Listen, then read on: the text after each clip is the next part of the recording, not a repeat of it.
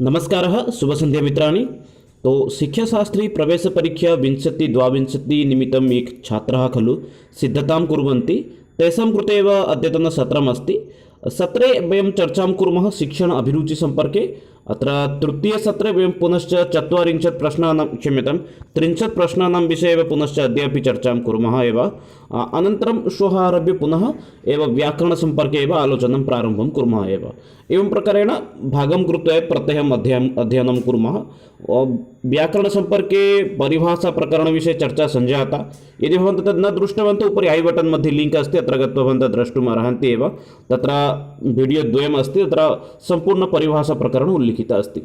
श्वः आरभ्य सन्धिविषये चर्चां कुर्मः एव। पुनश्च अग्रिमसत्रे सामान्यज्ञानं विषये अपि पुनश्च संस्कृतवाङ्मयविषये अपि चर्चां कुर्मः एव। प्रारम्भं कुर्मः शिक्षण अभिरुचिसम्पर्के तृतीयभागे। पुनश्च 30 प्रश्नानपि पश्यामः एव। क्षम्यतां, तत्र 40 भवति एव भवतु। प्रथमप्रश्नः अस्ति, नालन्दा शिक्षणसंस्था केषां शिक्षणं केन्द्रम् आसीत्? प्रश्नम् अत्यन्तं सरलम् अस्ति। भवन्तः जानन्ति एव, भारतस्य सर्वपुरातन विश्वविद्यालयः भवति नालन्दा विश्वविद्यालयः। पुनश्च एतस्य निर्माणम् इदानीम् अभवत् एव। मध्ये वैदेशिकः एतस्य विश्वविद्यालयस्य खण्डं विखण्डितं कृतवन्तः। एतत् नालन्दा विश्वविद्यालयः केषां शिक्षणकेन्द्रं मुख्यतः आसीत्? चार्वाकानां कृते, जैनानां कृते, बौद्धानां कृते, यवनानां कृते। यवनानां कृते तु कदापि न भवति, यतो यवनाः एव एतस्य ध्वंसविध्वंसं कृतवन्तः। अतः पश्यामः चेत् तत्र समुचितविकल्पः भवति नालन्दा विश्वविद्यालयः बौद्धानां कृते एव मुख्यं शिक्षणकेन्द्रम् आसीत्। परवर्ती समये एव भारतं यदि वयं शासनं कर्तुं शक्नुमः तर्हि भारतस्य शिक्षणव्यवस्थां नष्टं करणीयम् इति धिया यवनानां हस्तेन एव अङ्ग्रेजशासकाः एव एतस्य खण्डं विखण्डितं कृतवन्तः। त्यजन्तु एव, इदानीं तु एतस्य निर्माणम् अभवत् एव। नालन्दा शिक्षासंस्था केषां शिक्षणं केन्द्रम् आसीत्? बौद्धानां। परवर्ती बिन्दुः अस्ति, संविधानस्य अष्टमसूचीं किं निर्दिशति? संविधानं जानीमः, भारतस्य संविधानस्य अष्टमसूची किं निर्देशं ददाति? शिक्षाविषयं, भाषाविषयं, बालाधिकारविषयं, मानवाधिकारविषयं। पश्यामः चेत् अत्र समुचितविकल्पः भवति भारतस्य संविधानस्य अष्टमसूची भाषाविषये एव तत्र अष्टमसूचीमध्ये सूचयति। नाम भारतस्य सांविधानिकद्वाविंशतिः भाषाः सन्ति, संविधानस्वीकृतिः प्राप्ता। तत्र इतोपि एका भाषा अस्ति आङ्ग्लभाषा। कदाचित् 22 इति आगच्छति चेत् अपि सम्यक् भवति। यदि विकल्पे 22 न भवतु, यदि 23 भवति, एतदपि शुद्धं भवति। यदि 22 मध्ये आङ्ग्लभाषा नास्ति, किन्तु 22 + 1 अस्ति, एतस्य अर्थं भवति 23 इत्युक्ते किम् अत्र अस्ति? आङ्ग्लभाषा आगच्छति। अतः उभयं विकल्पः सम्यक् भवति। कदापि उभयविकल्पं न प्रदानं करोति, केवलं एतेषु एव एकः भवति। पश्यामः चेत् अत्र सम्यक् विकल्पः भवति भाषाविषयम् इति। अष्टमसूचीमध्ये भाषाविषये एव उल्लिखितः अस्ति। कति भाषाः सन्ति इत्युक्ते 22 अथवा 23 भाषाः सन्ति एव। तथैव 345 तः 355 पर्यन्तम् अपि तत्रापि उल्लिखितः अस्ति। भाषासम्पर्के एव अस्माकं देशस्य राजभाषा, पुनश्च आधिकारिकभाषा, देशस्य राजकीयभाषा, पुनश्च राजकीयलिपिविषये 345 मध्ये उल्लिखितः अस्ति यत् अस्माकं देशस्य भाषा सम्पूर्ण इतः आरभ्य तावत्पर्यन्तम् उल्लिखितः भवति एव। अस्माकं देशस्य राजभाषा हिन्दीभाषा, पुनश्च तस्य लिपि अपि देवनागरी अपि। एतदपि किञ्चित् स्मरणे स्थापयन्तु एव। परवर्ती प्रश्नः अस्ति, NCF 2005 इत्यस्य अध्यक्षः कः आसीत्? यत् NCF इत्युक्ते नेशनल् करिकुलम् फ्रेम्वर्क् इत्युक्ते शिक्षासम्बन्धीय एका योजना आसीत् एव। नेशनल् करिकुलम् फ्रेम्वर्क् इत्यस्य अध्यक्षः कः आसीत्? Professor Yashpal, professor JP Nayak, professor रामानुजनं, प्रोफेसर् हर्षकुमारः। पश्यामः चेत् अत्र समुचितविकल्पः भवति प्रोफेसर् यशपालः इति। यशपालः एव एतस्य एव नाम अध्यक्षः आसीत्। पश्यामः चेत् यशपाल् महोदयस्य नाम्ना अपि यशपाल् कमिटी अपि अस्ति। इत्युक्ते यशपाल् महोदय अपि किं UGC इत्यस्य अपि अध्यक्षः अपि आसीत्। UGC अर्थात् यूनिवर्सिटी ग्राण्ट् कमिशन् यदस्ति, UGC इत्यस्य अपि अध्यक्षः अपि आसीत्। नाम कदातः कदापर्यन्तं 1986 तः 1991 पर्यन्तम् एतस्य अध्यक्षः अपि आसीत्। पुनश्च 1992 मध्ये अपि NPE मध्ये अपि सः अध्यक्षः अपि आसीत् एव। NCF 2005 इत्यस्य अध्यक्षः कः इत्युक्ते प्रोफेसर् यशपाल् महोदय। परवर्ती प्रश्नः अस्ति, समावेशितशिक्षा केषां कृते वर्तते? समावेशितशिक्षा केषां कृते वर्तते? जनजातिजनानां, जनजातीनां कृते, दिव्यांगानां कृते, दलितजनानां कृते, त्रयाणामपि। पश्यामः चेत् अत्र समुचितविकल्पः भवति समावेशी इति शब्दस्य अर्थं प्रारम्भिकसमये अवगच्छन्तु। समावेशी इत्युक्ते सर्वेषां कृते समान अधिकारः। तत्र दिव्यांगश्रेणीछात्रः भवति, तत्र SC ST तः एकः छात्रः भवति, दलितसम्प्रदायस्य छात्रः भवति, सर्वे तत्र उपवेष्टा भवन्ति एव। अतः सम्यक् विकल्पः अत्र भवति त्रयाणां कृते इति। इत्युक्ते समावेशी शिक्षा केषां कृते वर्तते? जनजाति इत्युक्ते जनजातिसम्प्रदायानां कृते भवति। दिव्यमानम् इत्युक्ते दिव्यांगश्रेणी ये खलु किञ्चित् हस्तेन खञ्जा नाम हस्तेन किञ्चित् दुर्बलाः भवन्ति, पादेन खञ्जा भवन्ति, केचन श्रवणबाधिताः भवन्ति, सर्वेषां कृते एव, दलितजनानां कृते सर्वेषां कृते एव एका समावेशी कक्षा भवति एव। परवर्ती प्रश्नः अस्ति शिक्षणे आद्यं सोपानं किं? प्रस्तावना, उद्देश्यभणितिः, गृहकार्यं, मधुरवितरणम्। पश्यामः चेत् अत्र नाम शिक्षणे यदि आद्यम् इत्युक्ते प्रथमं प्रारम्भिकं सोपानं पश्यामः चेत् अत्र समुचितविकल्पः भवति प्रस्तावना एव। प्रस्तावनाकौशलमेव शिक्षणे आद्यम् इत्युक्ते प्रारम्भिकसोपानं भवति एव। उद्देश्यकथना प्रस्तावनायाः परमेव उद्देश्यभणति इत्युक्ते उद्देश्यं सः वदति शिक्षकः। अन्ते एव गृहकार्यं प्रदानं करोति। यदि द्वितीयसोपानं भवति चेत् अन्तिमसोपानं भवति अस्माकं गृहकार्यं। कदाचित् छात्रः सम्यक् कार्यं करोति चेत् तस्य कृते मधुरवितरणम् इति काचित् योजना भवति। अनेन मधुरवितरणं यदि सर्वदा कुर्मः चेत् कदाचित् छात्राः अपि मधुमेहरोगेण पीडिताः भविष्यन्ति।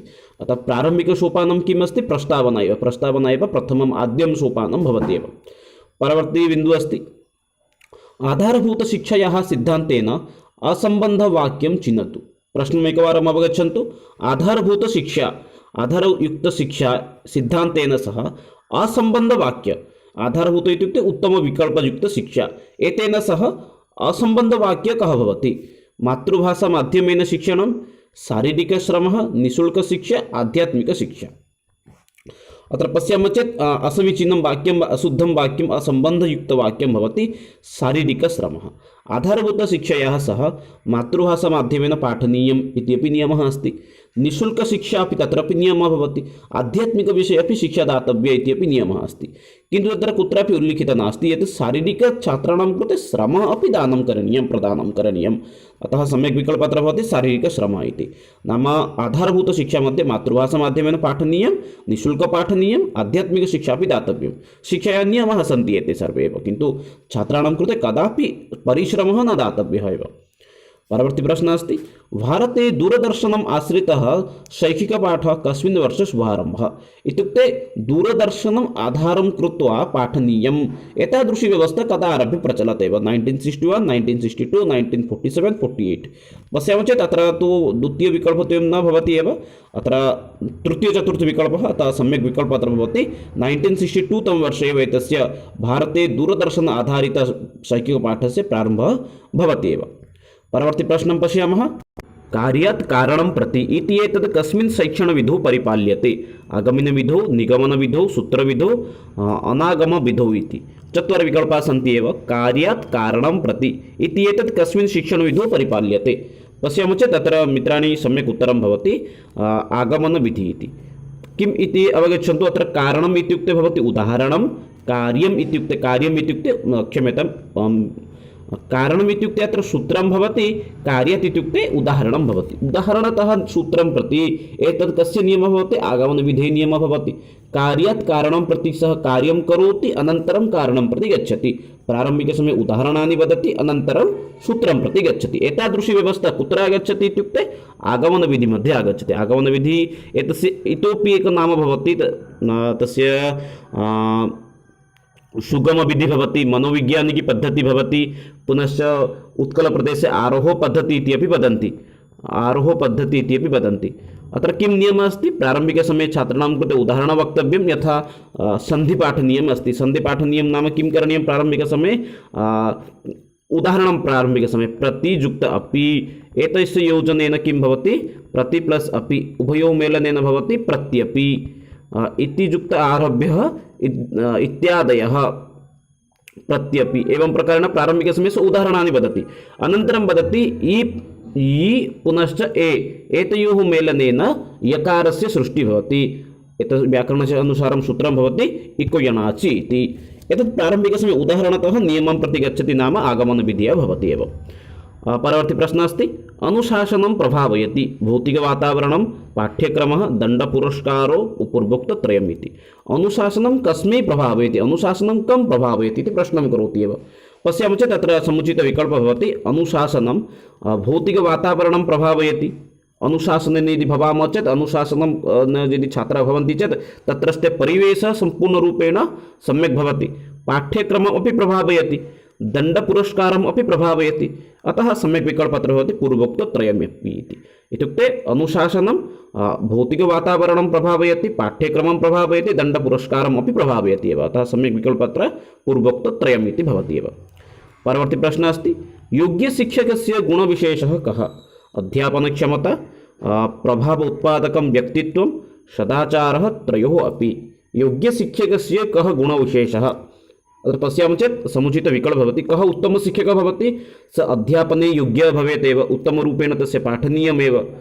प्रभाव अपि व्यक्तित्वस्य अपि प्रभावः भवेत्, उत्तमरूपेण पाठयति तस्य वार्तां छात्राः न शृण्वन्ति, अतः तस्य व्यक्तित्वम् अपि भवेत् एव। पुनश्च सदाचारी अपि भवेत्। यदि सदाचारी यदि न भवति तेनापि समस्या अस्ति। अतः सम्यक् विकल्पः भवति त्रयोः अपि इति। इत्युक्ते एकः योग्यशिक्षकस्य समीपे एते गुणाः निश्चयेन भवेत् एव। स विषययुक्तज्ञानी विद्वान् भवेत्, अध्यापने तस्य नाम रुचिः भवेत्, अध्यापनक्षमता भवेत्, प्रभाव उत्पादकी अपि तस्य प्रभावी अपि भवेत्, सदाचारी अपि भवेत्। तेन एव स योग्यशिक्षकः भवति एव। परवर्ती प्रश्नं प्रति गच्छामः। सामाजिकनियमैः विचलितः बालकः लोकेन उच्यते। यदि सामाजिकनियमात् स किञ्चित् विच्युतः भवति तर्हि छात्राः तं जनं किं वदन्ति, जनाः तं बालं किं वदन्ति? बालापराधी इति किमपि न उच्यते, प्रतिभाशाली इति उच्यते, सामान्येन कथ्यते। सामाजिकनियमात् यदि कश्चन किमपि करोति तर्हि तं वयं बालं किं वदामः, बालापराधी इति न वक्तव्यं। बहुजनाः वदन्ति बालापराधी इति, किन्तु बालापराधी स न भवति एव। यदि अपराधं करोति चेत् स अपराधी भवति, सामाजिकनियमस्य उल्लङ्घनं करोति। इदानीम् एकः बालकः चतुष्पद इत्युक्ते ट्राफिक् मध्ये गच्छति, तत्र नियमस्य उल्लङ्घनं करोति, स बालापराधी अभवत् वा? न। प्रतिभाशाली अपि न भविष्यति, सामाजिकनियमानाम् उल्लङ्घनं करोति अतः प्रतिभाशाली अपि न भविष्यति, सामान्यमपि न भविष्यति। अतः सम्यक् विकल्पः अस्ति किमपि न उच्यते। यदि सामाजिकनियमस्य कश्चन उल्लङ्घनं करोति स किमपि न उच्यते एव। तथैव अपराधं करोति, यदि कस्यचित् हत्यां करोति, कस्यचित् लुण्ठनं करोति तर्हि स बालापराधी भवति केवलम्।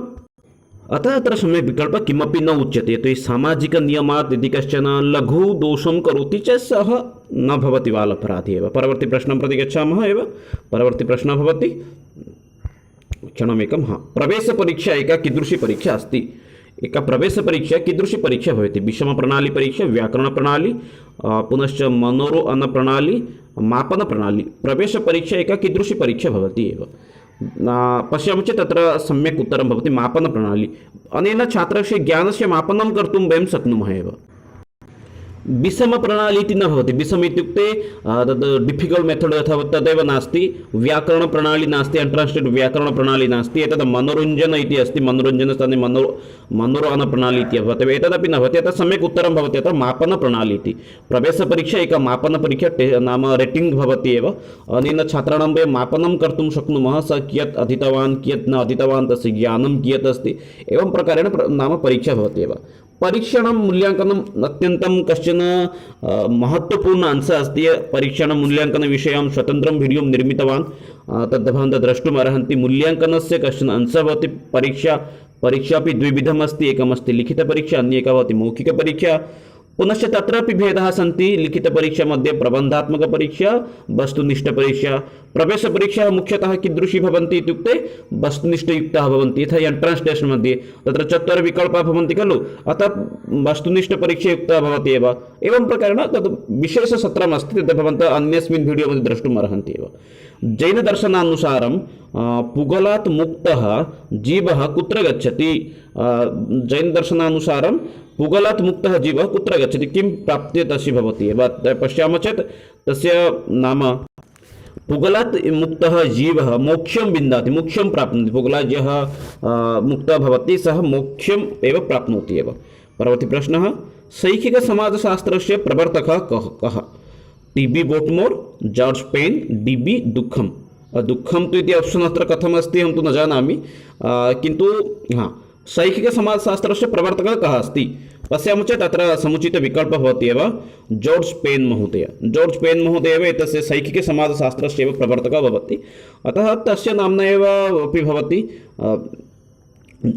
एवं प्रश्न बहुवारं पृच्छति कः समाजशास्त्रस्य प्रवर्तकः, शैक्षिकसमाजशास्त्रस्य आवश्यकता अपि किमर्थम् अस्ति, एवं प्रकारेण भिन्नभिन्नप्रश्नाः भवन्ति। एतत् किञ्चित् अधिकं स्मरणे स्थापयन्तु, बहुवारं परीक्षासु पृच्छति जॉर्ज पेन् कस्य शास्त्रस्य प्रवर्तकः इत्युक्ते शैक्षिकसमाजशास्त्रस्य एव प्रवर्तकः भवति एव। परवर्ती प्रश्नं प्रति गच्छामः।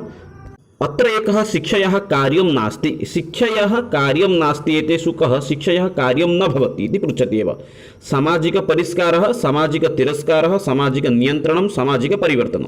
शिक्षाद्वारा वयं किं किं कर्तुं शक्नुमः इत्युक्ते समाजस्य परिष्कारं, समाजे परिवर्तनानि आनेतुं शक्नुमः एव, संशयः नास्ति एव, सामाजिकपरिष्कारः भवितुम् अर्हति।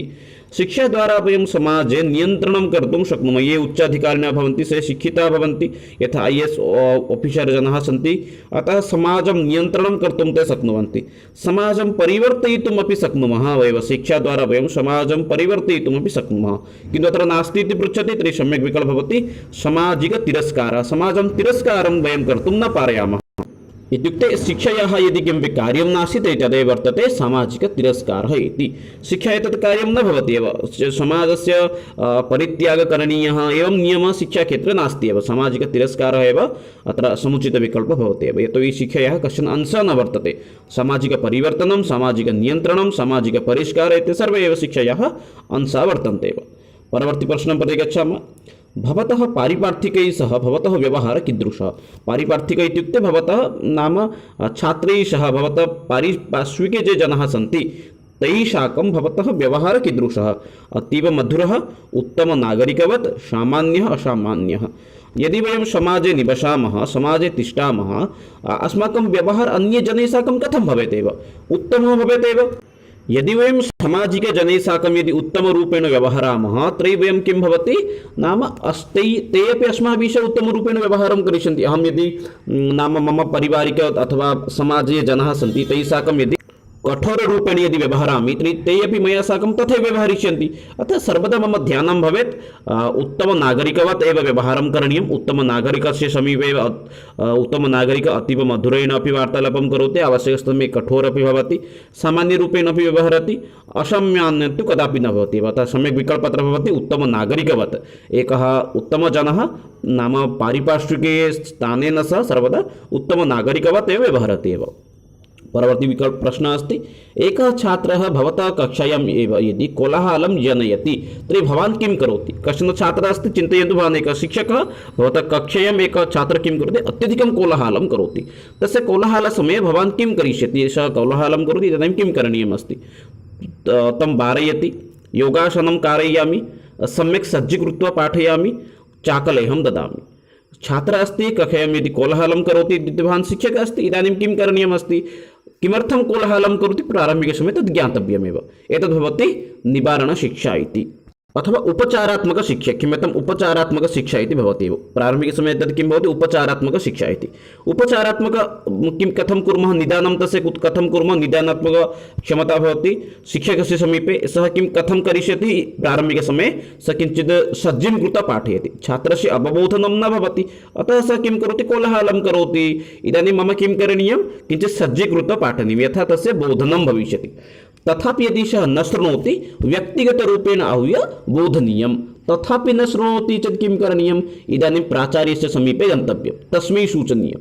तथापि न शृणोति, इदानीं परिवारजनानां कृते वक्तव्यम्। एतावत्पर्यन्तं छात्रः उत्तमः भवति। तथापि यदि न भवति तर्हि परिवारजनात्, प्राचार्यात् अनुमतिं नीत्वा दण्डं प्रदानं करणीयमेव, अन्यथा तस्य समाधानं न भवति। किन्तु एतावत्पर्यन्तं मनोवैज्ञानिकानां मतानुसारं यदि प्रारम्भिकसमये भवान् सज्जीकृत्वा पाठयति, अनन्तरं तस्मै व्यक्तिगतरूपेण सूचयति, पुनश्च यदि अनन्तरं तस्य विषये प्राचार्यं सूचयति, परिवारजनान् सूचयति, तावत् अभ्यन्तरे छात्रः सम्यक् भवति एव। अतः सम्यक् विकल्पः अत्र भवति सम्यक् सज्जीकृत्य पाठयामि इति। परवर्ती प्रश्नं प्रति गच्छामः। कक्षायां पाठितपाठ्यांशे यदि छात्रः न अवगच्छति तर्हि भवान् किं करोति। इदानीं पश्यतु, अहं पाठयामि कञ्चित् विषयम्, इदानीं भवन्तः यदि न अवगच्छन्ति तदर्थं मम किं करणीयम्। अग्रिमपाठं सत्सन्दर्भं ससन्दर्भ्य पाठयामि, गृहकार्यं दास्यामि, पाठ्यांशं पुनः स्पष्टीकरोमि, ततो निर्गच्छामि। यदि मम कक्षायां कश्चन छात्रः यदि अहं यत् पाठयामि तद् न अवगच्छति, तदर्थं मम किं करणीयः, पाठ्यांशं पुनः स्पष्टीकरणीयः एव। स न अवगच्छति, तस्य कारणं ज्ञातव्यं, कारणं ज्ञात्वा पाठ्यांशं पुनः स्पष्टीकरणीयमेव। यथा इदानीम् अहम् एतत् प्रश्नम् उपस्थापितवान्, भवन्तः यदि एतस्य प्रश्नस्य यदि भवतः समाधानं न भवति, भवन्तः वदन्ति चेत् अहं किं करोमि, पुनश्च एतत् प्रश्नं किञ्चित् स्पष्टतां करोमि एव। पूर्वपाठम् इत्युक्ते शिक्षणाभिरुचिं पाठयामि, पूर्वपाठ व्याकरणं प्रति न गच्छामि, गृहकार्यं तु न दास्यामि, भवन्तः प्रश्नान् पृच्छन्ति अतः तु बहिः न गच्छामि, यतः सम्यक् विकल्पः भवति पाठ्यांशं पुनः स्पष्टीकरोमि इति। परवर्ती प्रश्नं प्रति गच्छामः। निरुपचारिकशिक्षायाः अधिकरणम् इदं। निरुपचारिकशिक्षा त्रिविधं भवति। शिक्षणसंस्था एकं भवति औपचारिक, अन्यम् एकं भवति अनौपचारिक, अन्यम् एकं भवति निरुपचारिक। औपचारिक की भवति, विद्यालयः भवति, उच्चविद्यालयः भवति, विश्वविद्यालयः भवति, एतत् सर्वं भवति औपचारिक एव। अनौपचारिकम् इत्युक्ते किं, ये खलु डिस्टेन्स् कोर्स् भवति, यथा इग्नो भवति। इग्नो इति संस्था भवन्ति, भवन्तः किं कुर्वन्ति, गृहे स्थित्वा एव पठन्ति, कदाचित् केवलं परीक्षार्थं गच्छन्ति, एतद् भवति औपचारिक। ओपेन् यूनिवर्सिटी भवति खलु, किन्तु निरुपचारिक इत्युक्ते अत्र औपचारिकं नास्ति, नाम अनौपचारिकं नास्ति, अत्र नियमः नास्ति। भवन्तः इतः यदा कदापि समागमिष्यति, भवतः चिन्तनानुगुणं भवन्तः इतः एव ज्ञानम् आहरणं करिष्यन्ति, अतः सम्यक् विकल्पः अत्र भवति धार्मिकसभा इति। निरुपचारिकशिक्षायाः अधिकरणम् इत्युक्ते पाठ एकं भवति धार्मिकसभा इति।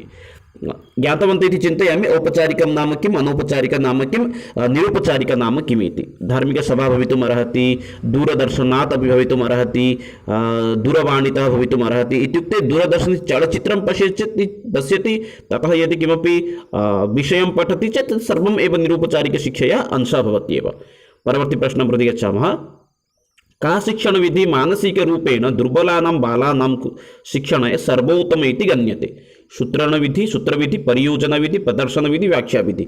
नाम एतेषु का शिक्षणविधि मानसिकरूपेण ये छात्राः दुर्बलाः सन्ति, ये छात्राः किञ्चित् दुर्बलाः सन्ति, तेषां कृते उत्तमं भवति एव, सर्वोत्तम इति गण्यते।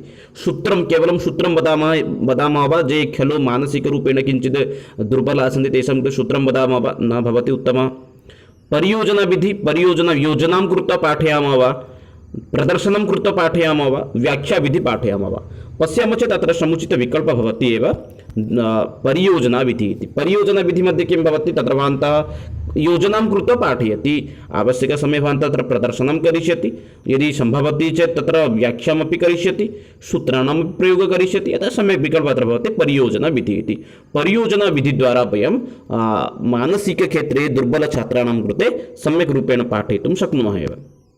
परवर्ती प्रश्नः अस्ति। वैदिककाले शिक्षाग्रहणाय वयः क्रमः कः। वैदिककाले शिक्षाग्रहणस्य कः क्रमः आसीत् एव। प्रथमबाल्यात् एव 25 मध्ये, 25तः 50 मध्ये, 50तः 57 मध्ये, क्षम्यतां 75 अभ्यन्तरे अथवा 75तः 100 अभ्यन्तरे। पश्यामः चेत् अत्र समुचितविकल्पः भवति प्रथमविकल्पः एव। वैदिककाले इति न, इदानीमपि शिक्षाग्रहणस्य क्रमः पश्यामः चेत् बाल्यात् एव 25 अभ्यन्तरे एव अधिकाधिकछात्राः पठन्ति एव। तृतीयवर्षे एव प्रवेशं कुर्वन्ति प्रायः केजी मध्ये, अनन्तरं 25 अभ्यन्तरे तेषां PhD इत्यादिकं समाप्तं भवति।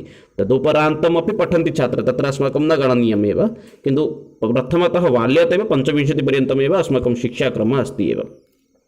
वैदिककाले अपि तदेव आसीत्, इदानीमपि तदेव अस्ति एव। परवर्ती प्रश्नः अस्ति। कस्मात् संस्कारात् परं बटुः इति अभवत् एव। बटुः इत्युक्ते शिशुः इति भवति एव। बटुः शिक्षां गृह्णाति स्म। कस्मात् संस्कारात् परं, का संस्कारः अस्ति, कः संस्कारः अस्ति, यस्मात् संस्कारात् परमेव बालः किं करोति, नाम शिक्षाग्रहणं करोति एव। गर्भधानसंस्कारात् परं, पुंसवनसंस्कारात् परम्, अन्नपाशान्नसंस्कारात् परम्, उपनयनसंस्कारात् परम्। पश्यामः चेत् मित्राणि अत्र समुचितविकल्पः भवति एव। पूर्वमपि प्रथमसेट् मध्ये अहम् उक्तवान् एव, कस्मात् संस्कारात् परम् इत्युक्ते उपनयनसंस्कारात् परम् एव छात्रः किं करोति, शिक्षाग्रहणं करोति। उपनयनसंस्कारः कुत्र भवति, नाम विद्यालये भवति, शिक्षानुष्ठाने आश्रमे भवति, शिक्षकः तत्र गुरुः एव उपनयनं करोति एव। विकल्पत्र भवति उपनयनसंस्कारात् परम् इति। उपनयनसंस्कारात् परमेव भवति एव। गर्भधारणसंस्कारः यदा शिशुः गर्भे भवति तदा एव एषः संस्कारः प्रचलति एव। शिशुः यदा किञ्चित् तस्य यदा किञ्चित् वयः भवति तदा एव अन्नपाशानसंस्कारः भवति। उपनयनसंस्कारात् परमेव सः विद्याध्ययनं वेदाध्ययनम् इत्यादिकं करोति एव, प्रारम्भं करोति एव। परवर्ती प्रश्नः अस्ति वैदिकशिक्षा सम्पर्कादेव प्रश्नः पुनश्च अस्ति एव।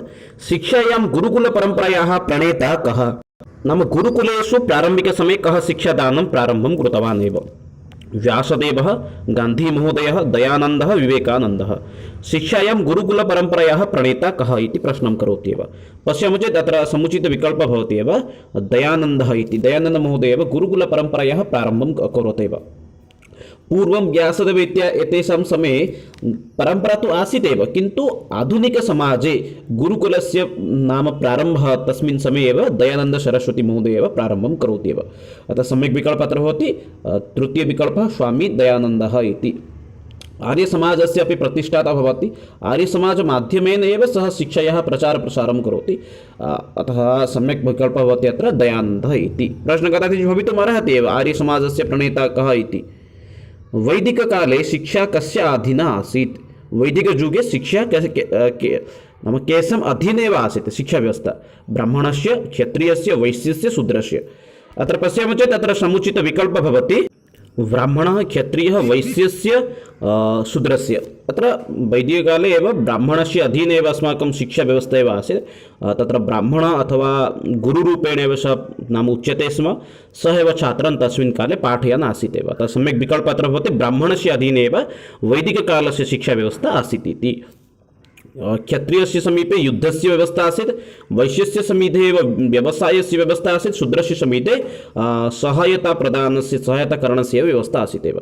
अतः सम्यक् विकल्पः भवति ब्राह्मणस्य इति। ब्राह्मणस्य समीपे एव वैदिककाले शिक्षा अधीना एव आसीत् एव। विकल्पः अत्र भवति ब्राह्मणस्य अधीने इति। परवर्ती प्रश्नं पश्यामः। प्राचीनसंस्कृतेः मूल आधारः कः आसीत्? प्राचीनसंस्कृतिमध्ये अस्माकं मूल आधारः कः आसीत्? धनं, धर्मः, व्यापारः, राजनीतिः इति। पश्यामः चेत् अत्र समुचितविकल्पः भवति एव पुरुषार्थचतुष्टयम् अस्माकं मूल आधारः आसीत् एव धर्मः इति। पुरुषार्थचतुष्टयम् इति प्राप्तिः एव अस्माकं प्राचीनशिक्षाक्षेत्रे मूलं लक्ष्यमासीत् एव। अर्थात् सम्यक् विकल्पः अत्र भवति धर्मः इति। इदानीन्तनसमये नाम संस्कृते अस्माकं मूल आधारः धनं भवति, व्यापारः भवति, राजनीतिः भवति, किन्तु प्राचीनकाले धर्मरक्षा एव अस्माकं मुख्यं लक्ष्यम् आसीत् एव। अग्रिमं प्रश्नं प्रति गच्छामः। वैदिककाले शिक्षाप्रदानं किं प्रकारकम् आसीत्? वैदिककालस्य अस्माकं या शिक्षाव्यवस्था आसीत् सा कीदृशी आसीत् एव? मौखिकं, लिखितं, साङ्केतिकं किमपि न।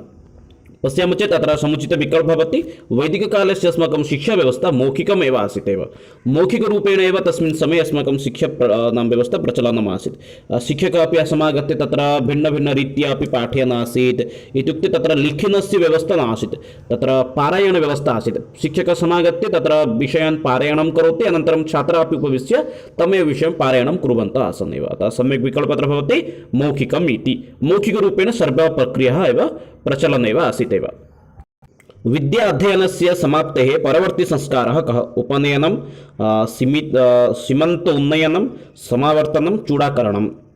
इदानीमपि चलति। इदानीमपि भवति नाम शिक्षा यस्मिन् दिवसे समाप्तं भवति, पाठ्यदानं यस्मिन् दिवसे समाप्तं भवति, तदुपरान्तदिवसे एव छात्राः किं पालयन्ति? फेर्वेल् प्रदानं कुर्वन्ति एव। फेर्वेल् इति इदानीं या प्रक्रिया अस्ति तदपि पूर्वमपि इत्युक्ते वैदिकयुगे अपि आसीत्। तस्य भिन्ननाम आसीत् समावर्तन उत्सवम् इति। इदानीमपि पालयन्ति। विद्या अध्ययनस्य समाप्तेः परवर्ती संस्कारः आसीत् समावर्तनम् इति। तस्मिन् दिवसे छात्राः अथवा विद्यार्थिनः गुरूणां कृते गुरुदक्षिणां प्रयच्छन्ति, पुनश्च तेषां ततः आशीर्वादं स्वीकृत्य अन्यत्र गच्छन्ति। अतः तदेव आसीत् एव विद्या अध्ययनस्य समाप्तेः परवर्ती संस्कारः समावर्तनसंस्कारः। उपनयनसंस्कारात् परम् एव विद्या अध्ययनस्य प्रारम्भं भवति एव। अतः सम्यक् विकल्पः समावर्तनम् इति। परवर्ती प्रश्नः अस्ति पुराकाले वेदाभ्यासात् परं बालकः किम् इति सम्बोधयति? प्राचीनकाले वेद अध्ययनम् एव अस्माकं मुख्यं लक्ष्यमासीत्। वेद अध्ययनात् परं बालः किम् उच्यते एव? द्विजः, ब्रह्मचारी, क्षत्रियः, विप्रः। ब्राह्मणसम्बन्धे अपि एका उक्तिः अपि प्रसिद्धा अस्ति। बाल्यात् जायते शूद्र, उपनयनात् भवेत् विप्र, वेद अध्ययनात् भवेत् द्विजः, क्षम्यतां पङ्क्तिद्वयं किञ्चित् पङ्क्तिद्वयम् अत्र तत्र अभवत् एव जन्म जायते शूद्रः उपनयनात् भवेत् द्विजः वेद अध्ययनात् भवेत् विप्र ब्रह्मं जानति इति ब्राह्मणः कथनस्य अभिप्रायः भवति अत्र श्लोके एव तस्य उत्तरं भवति जन्मात् प्रत्येकः जीवः नाम शूद्रः एव भवति एव अनन्तरम् उपनयनकर्मात् परं सः किं भवति द्विजः इति उच्यते एव प्रारम्भिकसमये शूद्रः भवति उपनयनकर्मात् परं द्विजः इति भवति अनन्तरं यदा वेद अध्ययनं करोति तदा सः किं भवति विप्रः इति भवति यदा अन्तिमसमये सः ब्रह्मं जानाति तदा सः भवति ब्राह्मणः अतः सम्यक् विकल्पादि यत्र पश्यामः चेत् तत्र समुचितविकल्पः भवति एव विप्रः इति विप्रः एव उच्यते एव परवर्ति प्रश्नं प्रति गच्छामः सह न भवतु सह न भुनक्तु सह वीर्यं करवावहे तेजस्विनावधितमस्तु मा विद्युषावहे इति इयम् उक्ति कुत्र लभ्यते केनोपनिषदे ईशोपनिषदे कठोपनिषदे बृहत् आरण्यकोपनिषदे इति पश्यामः चेत् तत्र समुचितविकल्पः भवति एव